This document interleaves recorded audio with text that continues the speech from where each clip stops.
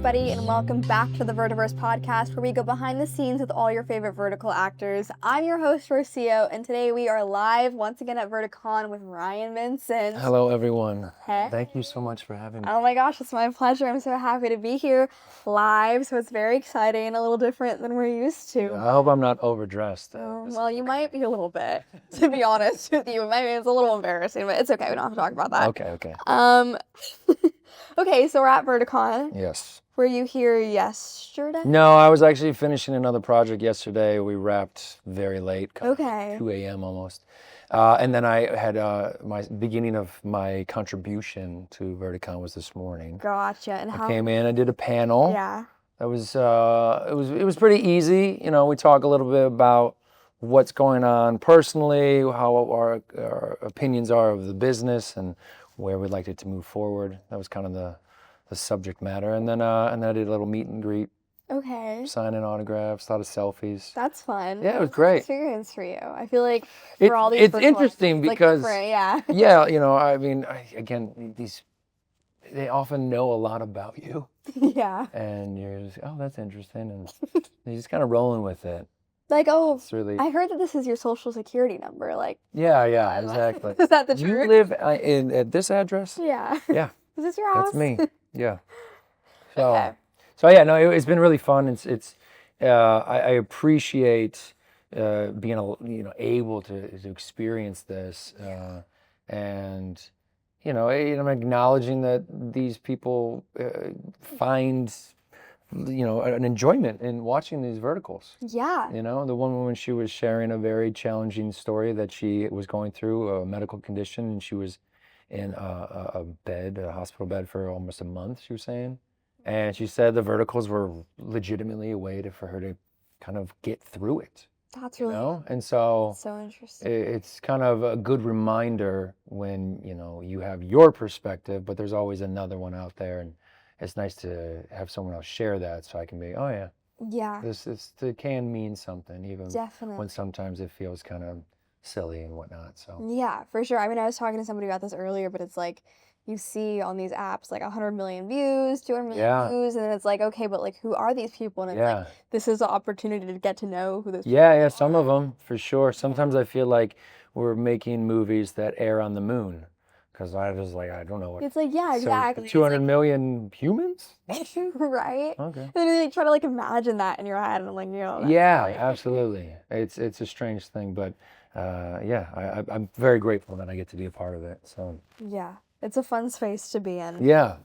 Okay, so everyone has their like unique journeys into acting. What is yours, and how did you kind of fall in love? Not even necessarily verticals, but like, how did you fall in love with? Well, I guess it goes a little bit further back from when I stumbled into acting. My mother was a photographer, and she was kind of a wild lady, and she would put together these really outrageous kind of sets. One, for instance, was she kind of quarantined off this alley in downtown Cleveland. I must have been like 13 or something. Mm-hmm. And she had friends from Cleveland Institute of Art, and that were kind of like pretending to be homeless. And then these other friends that were pretending to be like business, white collar kind of people walking past them. And then she hired these 3 ballerinas to do ballet in between all of it. And then she just photographed it. So it's kind of like this live thing. And she would just get these like raw, just candid images.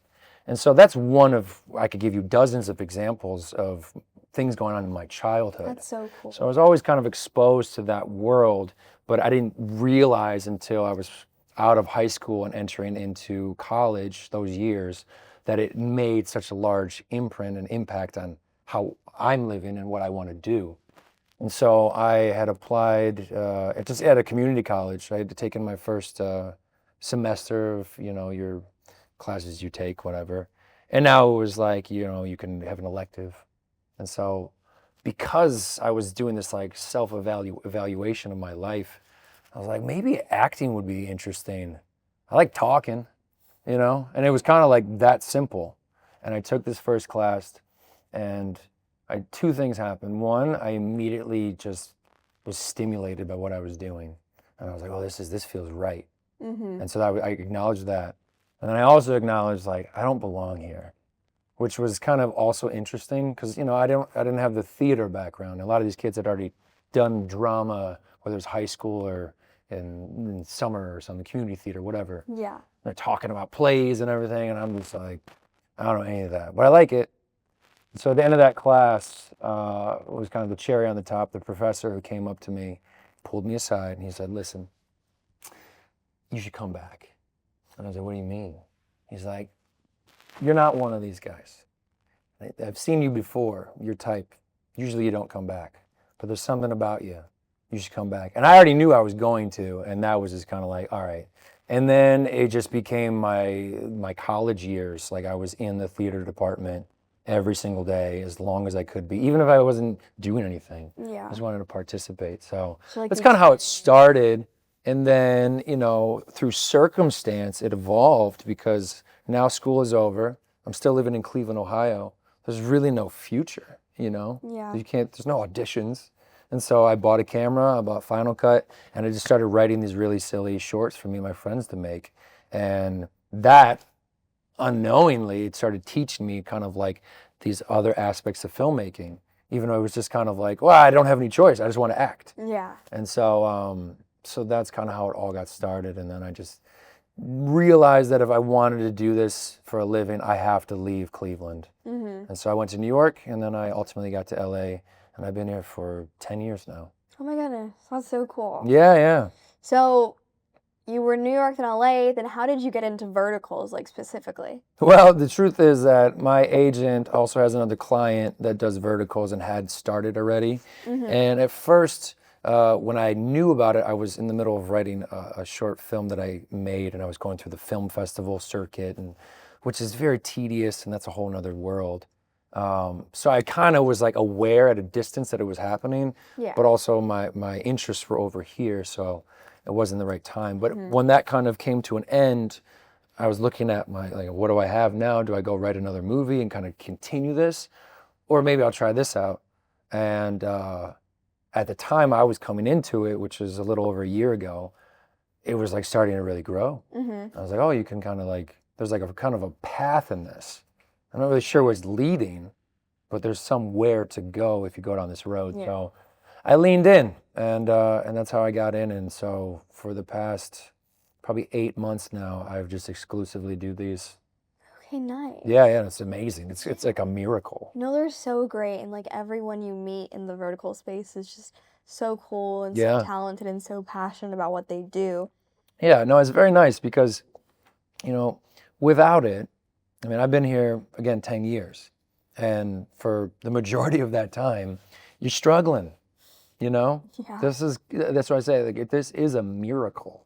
Yeah. That you can actually now, without being blessed by the higher powers and being launched into some network giant show, you can actually make a living and act for a living. Oh, yeah, definitely. It's crazy. And I think especially for a lot of people who are like new in the industry, I mean, like even myself included, it's like I feel so extremely grateful, and at the same time it's hard to see like what my life would be right now if it weren't for these verticals. Yeah.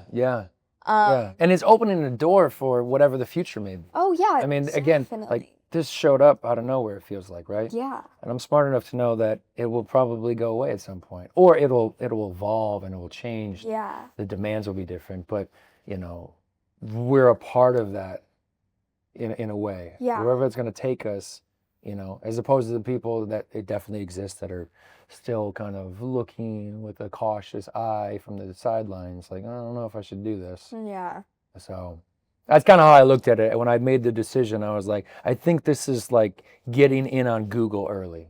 This is going to be something. I don't know what and when, but like we'll see. Yeah, but I'd rather be a part of it and find out later. Yeah. Having been a part of it. Exactly. So. Yeah. Nice. Yeah. Okay, so tell me about some of your roles, and what do you like to play? What do you usually play? What are some of your favorite projects? Like, just tell me about your I don't know. life in the vertical world. I'm not sure if I like to play anything in particular. I mean, I enjoy acting and the challenges that come from it. I've noticed that, you know, because of those who are funding these verticals, they look at, you know, the numbers. Yeah. And the way it worked out for me is that a couple of the ones that I've done where I play more of a leading villain, they kind of start to see me that way. Yeah. So I've noticed that the last several, I'm like, oh, I'm kind of keep playing the same role. Yeah. So that's kind of what's been going on lately. But, you know, again, I look at actors throughout the generations, and so many of them are completely in these archetypes, whether they're the cop. Oh, Viola Davis played a nurse 20 times. I mean, get in where you can. Yeah. You know, and then once you're established, now you can start moving around. For sure. So I see that move and how it works for a lot of people, as opposed to starting to try to call your shots now and say, well, I want to do this. Mm-hmm. That's great, but we don't want you to do that. Yeah. Okay. So I kind of don't try to go against the grain. On where I'm at right now, it's fine. You want me to play the bad guy again? All right, sure. You like it I'm though? on set. I feel like playing the villain, I've heard from certain people, it's just like... I suppose there's parts that are like, you know, it's kind of liberating. 'Cause it's definitely not how I choose to live my life. Yeah. So you get to especially walk in those vertical shoes. villain, like they're extra. Yeah. No, it's that, and yeah, I guess, yeah, it can be fun. But then there's other moments that you get involved in and you're like, this isn't fun. I have to do things I don't really want to do. Yeah, I gotta say things to people. I'm like, oh, yeah, and you have to behave kind of crazy. But, you know, I think the job of an actor is to just go in and just commit. And so I take it serious in that sense. And this is my job, whether I personally like it or not. I mean, if I really don't like it, I'm just not doing the whole thing. But if I commit to it, and this is one aspect of the whole scene, the whole, you know, play, or movie, show, what have you, then that's just part of what I've agreed to do. Yeah. And so I kind of am able to kind of take it that way, compartmentalize it that way. Yeah, definitely.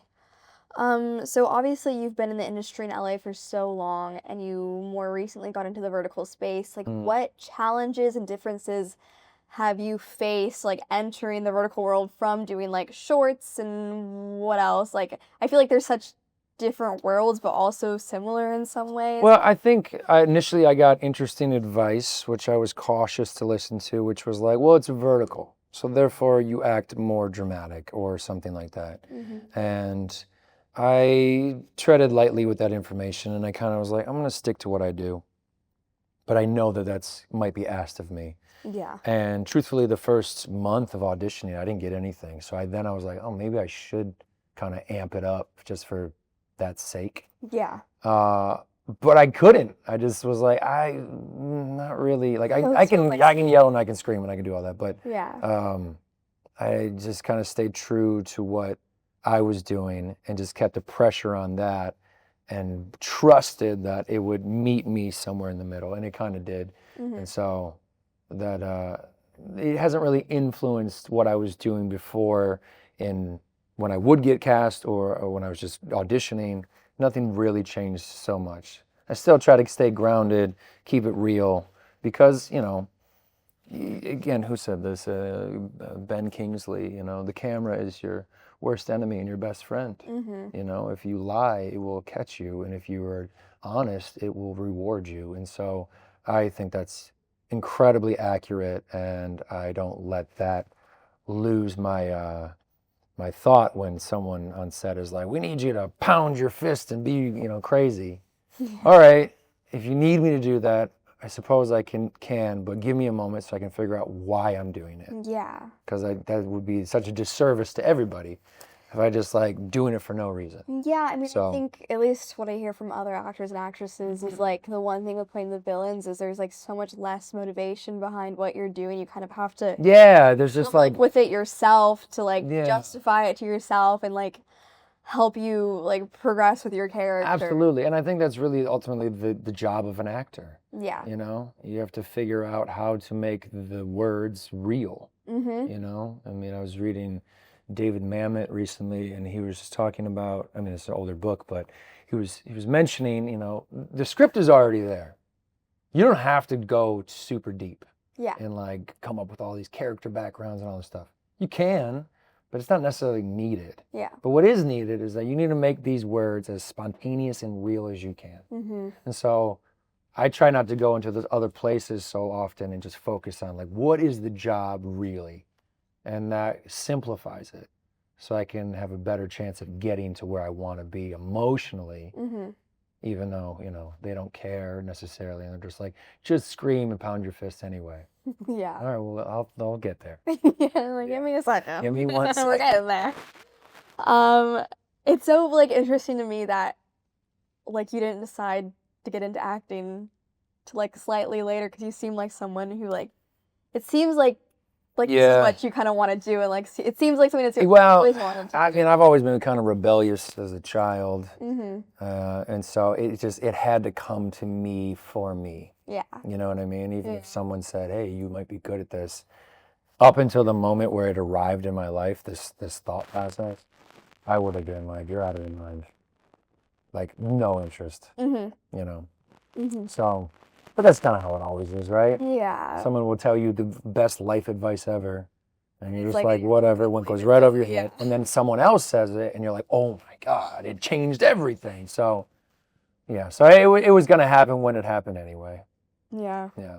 Well, that's great. Yeah, absolutely. Glad. Yeah, no, me too. It's honestly, it's been, because I think about, like, if I was plucked out of where I am right now and dropped anywhere in the world, I would only try to find a way to keep doing this. Yeah. I don't know how, you know, and so I've just accepted that I'm one of those that, like, this is what I'm doing.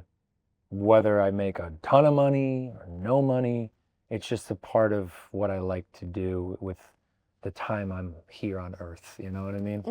It's not just like this vanity where it could be, you know. I'm not saying everybody's that way, but it does exist. Yeah. And for me, it's so much more than that. And so any way I get to exercise that, whether it's in a vertical or it's a commercial for Mountain Dew, whatever, you know, I take it very serious. That's great. I love to hear like when people are like that. Okay, do you have any like memorable moments on set? Anything fun that you were talking about? Any like interesting like behind the scenes vertical stories you think people would like to hear about? There are so many that like were kind of heavy. There was a couple of sets that I was on for Real Short, and it was just such an intense script.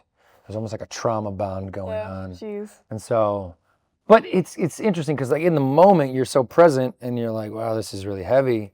But after you kind of like almost appreciate it because it kind of brought something out of everyone to then get a different result, as if everything was all lovely on set, but we're doing heavy material. Yeah. You know?